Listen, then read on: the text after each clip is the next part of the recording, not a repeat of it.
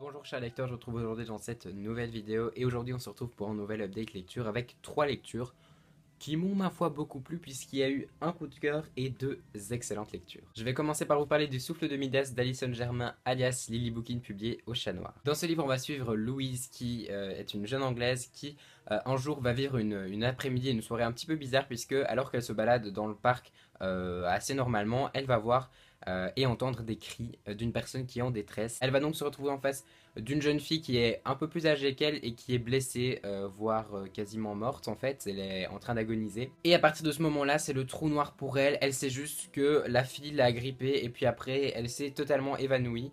Et elle se réveille le lendemain à l'hôpital avec sa famille à ses côtés. Elle raconte son histoire seulement, personne ne la croit et tout le monde la croit folle puisque, eh bien en fait, on n'a pas retrouvé le corps de la jeune fille et on n'a pas retrouvé à l'endroit où elle l'avait dit et aucune trace de sang ne sont visibles nulle part. Elle est bien sûr évidemment persuadée de ce qu'elle a vu et seule une personne va le croire. Il s'appelle Angus Fitzgerald et c'est un détective, un enquêteur privé qui vient se mêler à l'histoire. Et alors, chose étrange, depuis ce soir-là, elle se rend compte qu'elle a un pouvoir qui est assez important mais pas toujours très bon. Tous les objets qu'elle touche se transforment en or. J'avais acheté ce livre-ci à la foire du livre de Bruxelles et dès que j'étais rentré de cette foire du livre, je l'avais directement commencé parce qu'il me faisait extrêmement envie. On est sur une histoire de mythologie grecque et moi j'aime beaucoup la mythologie grecque avec notamment tout ce qui est Percy Jackson, etc. Et donc du coup j'étais hyper impatient de le commencer. Ce que j'ai fait, j'ai terminé il y a à peu près maintenant un mois et je pense que c'est pas plus mal parce que comme ça j'ai pu prendre du recul pour vous parler de ce bouquin. Tout d'abord, ce que je tenais à souligner, c'est que la plume de Lily Bookin, donc alias Alison Germain, est vraiment très jolie. Je m'attendais pas à ça, je savais qu'elle écrivait superbement bien mais je m'attendais vraiment pas à ça.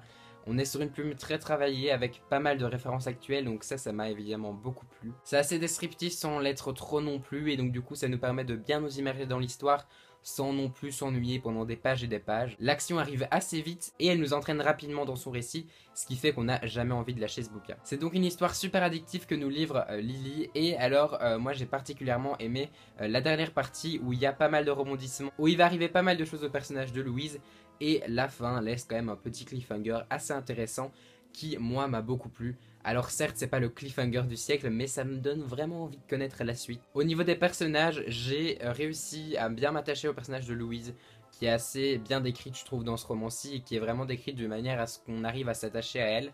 Donc ça m'a beaucoup plu. Concernant les personnages secondaires, j'avoue que pour moi, tous les personnages qui ont un rapport un peu avec la mythologie m'ont un petit peu fait ni chaud ni froid. Voilà, c'est clair que les personnages secondaires ne m'ont pas énormément intéressé, voire pas spécialement retenu mon attention. Parce que voilà, je pense qu'on n'est pas encore beaucoup avec eux. Et donc, à mon avis, dans la suite, elle va un peu plus les détailler et les décrire, ce qui va nous permettre de nous attacher à eux également. Une très bonne lecture, alors oui, effectivement, il y a quand même parfois un ou l'autre petit cliché, mais je me demande si Alison Germain ne va pas jouer avec ça justement, comme peut le faire un Olivier Gay ou une Samantha Bailly, pour justement retourner un peu la situation à son avantage et défaire tous ces clichés vers la fin de la saga. C'est donc un agréable premier tome que j'ai vraiment beaucoup apprécié et j'attends la suite avec grande impatience. J'ai ensuite lu grâce à Cassandra O'Donnell et à Flammarion Jeunesse son nouveau roman La Légende des Quatre, le tome 1, Le Clan des Loups, publié donc chez Flammarion et écrit par Cassandra O'Donnell évidemment. Dans ce livre, on va suivre une société post-apocalyptique dans laquelle les humains ne sont plus les seuls à vivre sur Terre puisqu'il y a avec eux, ils vivent un peu en harmonie, en pseudo-harmonie on va dire, mais plus en entente pour éviter la guerre qu'autre chose, puisqu'ils vivent en compagnie des yokai, ces yokai qui sont ces animaux capables de se transformer en humains ou l'inverse, je ne sais jamais. Parmi ces yokai, il y a 4 camps qui essayent tant bien que mal de cohabiter également. Il y a les loupailles, le clan des loups, les serpailles, le clan des serpents, les rapailles, le clan des aigles, et les taïganes, le clan des tigres. Chaque clan a son territoire bien défini et sa politique bien définie également, et ils ont également chacun un héritier, donc un héritier qui sont amenés à prendre le pouvoir dès qu'ils seront en âge de le prendre.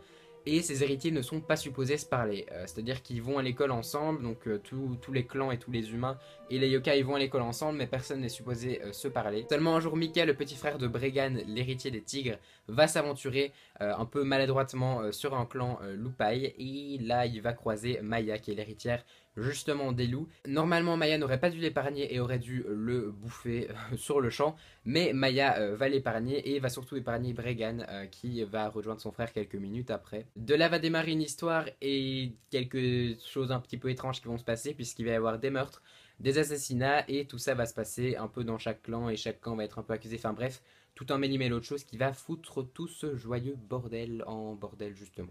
Je voulais commencer par remercier énormément la maison d'édition Flammarion Jeunesse qui m'a permis de découvrir ce roman un petit peu en avance, un roman d'ailleurs que j'ai vraiment adoré. J'ai vraiment adoré la plume de Cassandra O'Donnell, elle a une plume qui est assez cash, je trouve que même si on est sur un roman pour du 12-14 ans, elle nous épargne pas les détails, alors certes elle va pas détailler une série de meurtres, mais elle va quand même clairement nous dire que la tête est partie et qu'elle s'est plus accrochée au corps, donc voilà.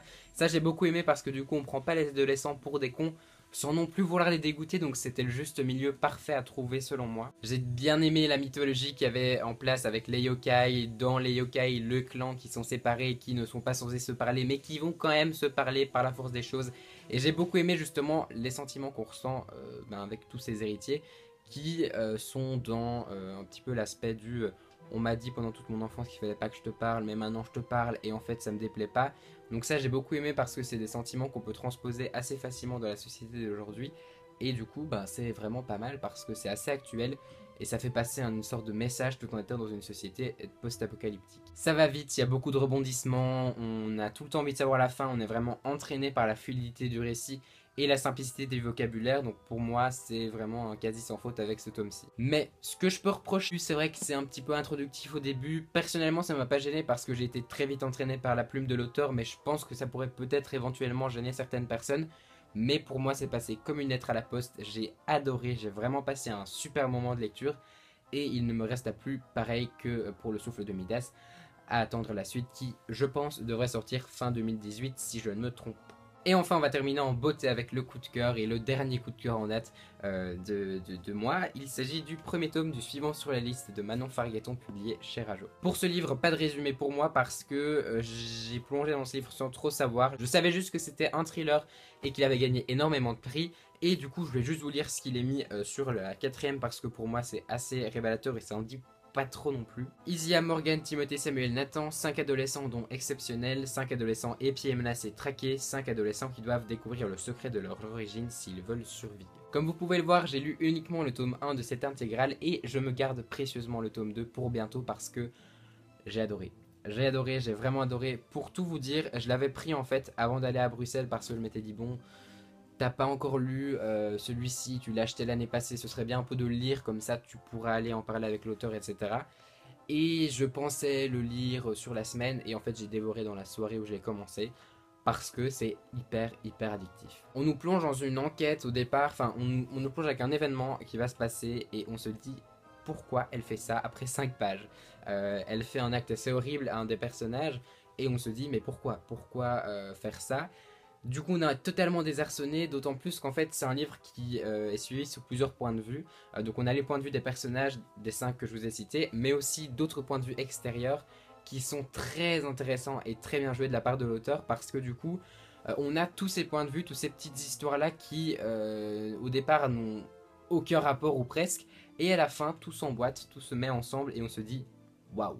Et du coup, évidemment, puisqu'on a les points de vue extérieurs, on sait plus de choses que les personnages, donc on a le suspense qui va avec, on a la tension qui va avec aussi, on est tout le temps stressé pour eux, on ressent vraiment leurs émotions.